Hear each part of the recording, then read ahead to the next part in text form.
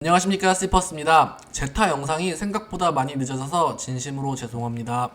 이번 영상에서는 얼마 전 있었던 제타 글로벌의 2024년 실적 발표와 관련된 간단한 소개를 하고 어닝콜에 있었던 질의응답을 정리 요약할 텐데 영상 놓치지 말고 끝까지 시청해주세요. 자, 먼저 회사는 12분기 연속 20%의 매출 성장을 이루었고 16분기 연속 조정 에비타 수익이 늘었다고 발표했습니다. 특히 2024년 4분기에는 전년도 동기 대비 50%의 매출 증가와 57%의 조정 에비타 증가로 이거 하나만 보면 정말 대단한 한 분기가 되었죠. 하지만 4분기 매출에는 너무 큰 비중을 두면 안 돼요. 이렇게 크게 증가한 이유는 뒤에서 다루겠지만 제타는 작년 4분기 미국 대선 기간에 엄청난 금액의 대선 관련 광고비를 받았다고 합니다. 자, 그리고 제타는 또한 5년 연속 이 20%의 매출 상승을 이끌었는데요. 보시면 2021년부터 3년, 그러니까 3년간 연평균 성장률은 30% 가량을 달성했고요. 조정 에비타의 경우 45%의 연평균 성장률을 기록했어요. 이 수치는 바로 뒤에서 보시겠지만 잘 기억해 두시고요. 자, 또 이번 어닝콜의 핵심 중 하나였죠. 제타는 2028년까지의 계획을 발표했는데요. 개인적으로는 오히려 이 수치를 발표하지 않았으면 어땠을까라는 생각이 들 정도입니다. 물론 지금은 제타뿐만 아니라 전체적으로 장이 안 좋기는 해요. 근데 이 계획을 보시면 2028년 매출은 이렇게 21억 불로 2024년 대비 2배 이상 성장을 예상하고 있어요. 2024년에는 보시면 이렇게 10억 불이었거든요, 매출이. 사실 4년 만에 2배의 매출 성장은 대단한 거긴 해요. 보시면 연평균 성장률은 약 20%로 잡고 있고 조정 에비타도 연평균 25%의 성장을 예상합니다. 이것만 보면 대단한 수치인 건 맞지만 문제는 그동안 제타의 성장이 너무 빨랐다라는 거예요. 아까 보시면 제타는 매출 기준 최근 3년간 연평균 30%의 성장을 했다고 했죠. 그런데 향후 4년간은 연평균 20%의 성장을 예상한다는 거예요. 즉 성장성이 둔화될 거라고 회사 측에서 간접적으로 밝힌 거고요. 네, 조정 에비타 즉 수익성도 마찬가지입니다. 그동안 3년간 성장률은 45%였는데 2028년까지는 연평균 25%로 예상하는 등 거의 수익성도 절반으로 보는 거죠. 물론 꾸준히 우상향하면서 이 성장할 거라는 점은 긍정적임에 틀림없습니다. 그동안의 성장이 대단했더라는 거고요. 자, 그럼 핵심 수치는 보았으니 회사 측이 준비한 어닝콜 내용을 볼게요. 제타의 CEO가 시작했는데요. 마케팅 산업은 AI 혁명의 최전선에 있고 마케팅 생태계에 혁신을 주고 있다고 하면서 계속해서 이 AI와 1차 데이터에 투자를 하고 있다고 합니다. 2028년까지 연간 매출 20억 불을 달성할 것이라는 포부를 밝혔고 2025년에는 그동안의 이제 추억을 이어서 기록도 있죠. 6년 연속 20% 이상의 성장률이 목표라고 했습니다. 자, 그럼 질의응답을 볼게요.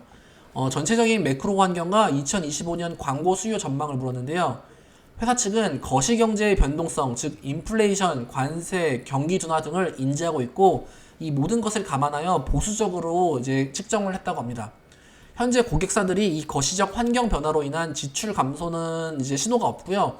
2025년 분기의 첫 2개월이 지난 지금 시점에서 이미 25년의 1분기의 성과는 이미 좋다고 해요. 특히 자동차, 소비재, 보험, 정치 미디어 등 2024년 성장을 이끈 광고 시장의 성장이 2025년에도 이어질 것이라고 합니다. 다음은 제타가 운영하고 있는 이 광고 에이전시 사업에 대해서 좀 더 자세히 설명해 달라고 하는데요.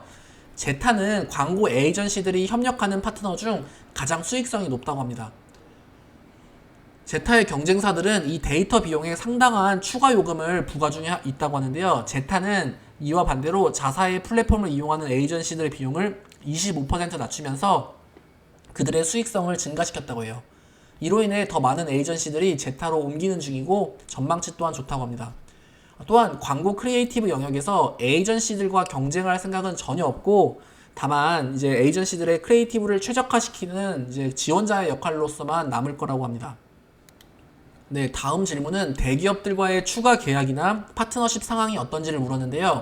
대기업들은 보통 효율성과 수익성을 우선적으로 고려한다고 합니다. 실제로 대기업들의 제타 플랫폼에 투자한 달러당 매출 성장을 보면 훌륭했다고 하고요. 전체 고객 중 100만 달러 이상의 광고비 지불을 지불하는 고객을 보면 전년 대비 28% 증가했고, 이들은 평균적으로 거의 700만 달러를 지출한다고 합니다. 이와 동시에 100만 달러 이하를 지불하는 고객 또한 지출 수치가 커지고 있다고 해요. 다음은 제타의 새 모델인 그러니까 원 제타에 관한 질문이었는데요.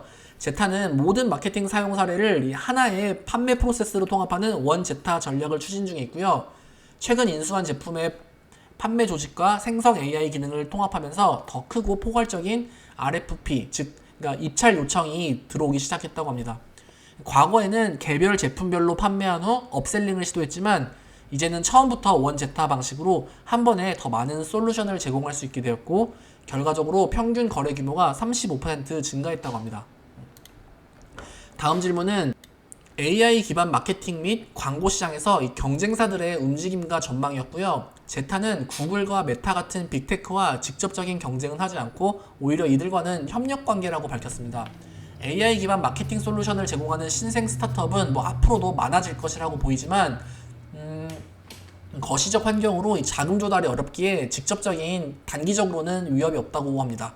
또한 기존 마케팅 기업과 신생 기업은 이 제타의 AI 데이터 통합 기능을 따라잡기 어렵고, 제타는 계속 시장 점유율을 확대 중에 있다며 이 경쟁에 대한 자신감도 보여주었고요. 자, 이제 좀 약간 민감한 질문이었는데요. 공매도 이야기였어요. 여기서는 공매도에 대한 자세한 이야기보다 공매도 보고서 이후 고객들과의 변화나 이제 영향이 있었는지와 고객들은 이에 대해 어떻게 반응하냐라는 이제 식의 질문이 있었는데요. 회사 측의 답변으로는 만약 공매도에 영향이 있었다면 이번 분기 50% 매출 성장을 하지 못했을 거다라고 말하면서 그 고객들의 변화는 거의 없었고 고객을 잃지도 않았고 앞으로도 잃지 않을 거라고 해요. 공매도에 대해서는 이미 모든 고객과의 거래를 검토하고 문제가 전혀 없음을 발견했다고 했는데, 특히 제타는 미국 최고의 데이터 전문가 중 하나인 이 법률 회사를 이제 회사로 데려왔고, 보고서에 있는 모든 것을 검증했고 어떤 근거도 발견하지 못했다고 감사위원회에 보고했다고 하였습니다. 다음은 정치 캠페인 관련 광고 시장을 물었는데요. 마케팅에서 정치 캠페인 광고는 굉장히 중요한 시장이라고 합니다. 2024년에는 정치 후보 광고로 이 4,400만 달러 정도의 매출이 있었다고 해요. 하지만 2025년에는 대선과 기타 선거가 별로 없기에 이 정치 후보 매출이 크지 않아 보인다고 합니다. 하지만 제타는 다른 정치 활동가 그러니까 NGO들과 특히 협력 중이며 여기서 3,600만 달러의 매출이 있었다고 하고요. 앞으로는 이쪽에 새로운 기능을 구축하고 사업 역량을 더 늘릴 예정이라고 합니다. 역시 광고하면 이 자동차 광고와 정치 광고가 판이 제일 큰가 봅니다. 자, 이 질문은 저도 보면서 몇 번을 다시 보고 너무 헷갈렸어요. 질문은 이렇습니다. 지난 어닝콜에서 25년도 매출 성장률을 17%로 예상했는데 매출 가이던스를 보면 12억 4천만 불로 14% 성장한 것처럼 보인다고 해요. 하지만 회사 측의 자료를 보면 이제는 또 21% 성장률로 표시가 되어 있는데 숫자들이 일관적인가를 질문했어요. 굉장히 날카로운 질문인 것 같은데요. 회사 측의 답변이 이렇습니다. 그 당시 17% 성장률은 보수적으로 정했고 실제로는 상향 조정되었다는 거예요. 하지만 정확한 비교를 위해 2024년과 2025년에 일회성 매출을 제거해야 한다고 하고요. 2024년 총 매출에서는 이제 인수한 라이브 인텐트의 매출 1,700만 불과 대선 후보 광고 4,400만 불을 제외하면 실질적인 2024년 매출은 9억 4천만 불이라고 합니다. 2025년 또한 라이브 인텐트의 예상 매출인 9,600만 불을 제외시 실질적 매출은 14억 4천만 불이라고 하고요. 그러니까 즉 이런 일시적인 매출을 제외한 실질적 매출의 성장률은 약 21%가 된다고 합니다. 이게 이해 가시나요? 저도 여러 번 읽고 이해를 했는데 참 이게 회계나 재무를 하신 분들은 아실 거예요. 여러분, 이 회사의 숫자는 진짜 어떻게 보고 어떻게 해석하느냐에 따라 결과가 천차만별로 바뀌거든요. 그런데 제타는 성장률을 좀 보여주기 식으로 짜맞추고 해석하는 경향이 있지 않나라는 생각이 들고요. 사실 이거에 대해서는 질문을 하지 않았었으면 알 수도 없고 그냥 보여주는 수치만 듣고 믿고 넘어가는 거거든요. 일단 어닝콜은 이제 요약은 이제 제 개인적인 의견과 감정을 빼야 하니 여기서 일단 넘어가겠습니다. 자, 마무리 및 결론입니다. 회사는 이번 분기 50%의 매출 성장을 했고요.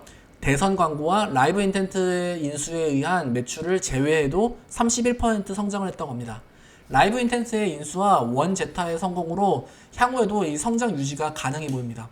또한 공매도 리포트가 있었음에도 대형 고객들과의 관계와 유대감은 긍정적으로 보여지고요.